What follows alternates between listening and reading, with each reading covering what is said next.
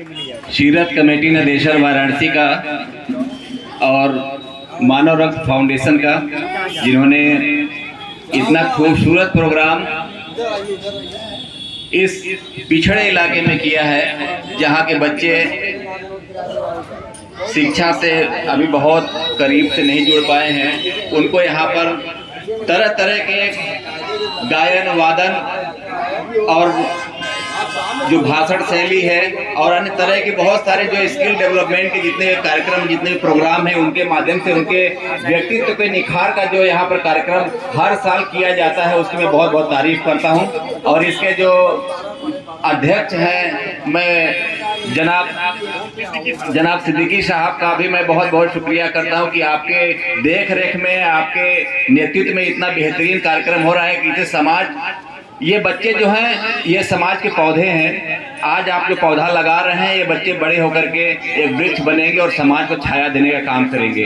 तो बहुत बहुत नेक काम आपका है और पूरी कमेटी का है। और ऐसा काम हर जगह मैं सोचता हूँ कि हिंदुस्तान की हर सरजमी पे ऐसा काम होना चाहिए, जिससे कि लोगों को एक मैसेज मिले, एक संदेश मिले और हमारा जीवन जो है दूसरों के जीवन को बनाने में काम आए, ये हम ज़्यादा अहमियत रखती है। और मेरा मानना ये है कि हम मानवता और इंसानियत को जिंदा रखें, क्योंकि वही व्यक्ति इस दुनिया में याद किया जाता है जो दूसरों की मदद करता है, दूसरों के नेक काम करता है, ईश्वर और नबी के लिए काम करता है, और जो नबी के रास्ते में उनके उपदेशों को और उनकी शिक्षाओं को नहीं मानता है, उनके कार्य को दूसरे तरीके से देखता है, कहीं न कहीं वो जो है जमाने से बेदखल कर दिया जाता है। और आप जानते हैं, चाहे आप देखें दुनिया में किसी भी व्यक्ति का नाम रावण नहीं है, क्योंकि भगवान राम के रास्ते में उनके रास्ते को उन्होंने रोड़ा पैदा किया था।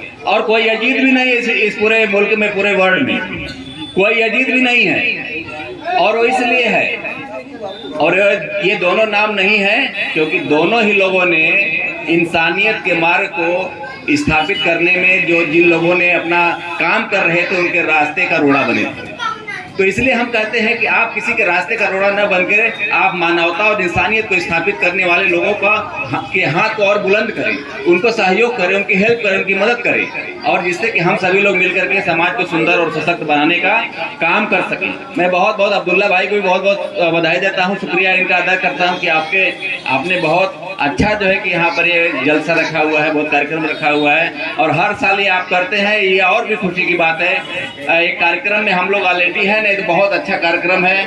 और उसमें जो है कि शाकिर भाई भी हैं, मैं इनको भी बहुत बहुत शुक्रिया करता हूँ कि आपने यहाँ पर अपना तशरीफ लाए हैं, इसलिए क्योंकि आपके आने से बच्चों का हौसला बुलंद होगा। सभी लोग मिलकर के एक अच्छा काम करें और आप लोग तो काम कर रहे हैं, और नेक्स्ट ईयर जो है हम लोग इसमें अधिक से अधिक समय देने के लिए समय लेके आएंगे। और मैं अपने भाई अबू हासिम, जो हर महीने क्या कहें हर हफ्ते समाज के लिए समर्पित होकर कुछ न कुछ नया करते हैं, ऐसे नेक बंदे के लिए एक जोरदार तालियां होनी चाहिए, जो कि समाज के लिए जीता है, समाज के लिए मरता है, समाज के लिए उठता है और समाज के लिए सोता है। मैं समझता हूं कि हर समय सोचते हैं अबू भाई जब भी आँख खोलते हैं तो सोचते हैं कि आज कौन सा प्रोग्राम करना है, आज कहाँ जाना है, आज किसकी मदद करनी है, आज किसके लिए यहाँ से घर से निकलना है। तो इस तरह की शिद्दत और इस तरह का समर्पण बहुत कम लोगों में है, और ऐसे लोग ही आगे चल करके इस समाज में एक मसीहा बनते हैं। कोई पैदा होकर नहीं आता है, सब यहाँ, चाहे मदर टेरेसा हो, चाहे महात्मा गांधी हो, चाहे खान अब्दुल गफ्फार खान हो, सारे लोग जो है जो पैदा हुआ वो एक इंसान था, लेकिन अपने कर्मों से वो महान बना। तो कहा गया है ना, इस कर्म भूमि पर कर्म सबको करना पड़ता है और रब तो केवल लकीरें देता है, रंग हम सबको भरना पड़ता है।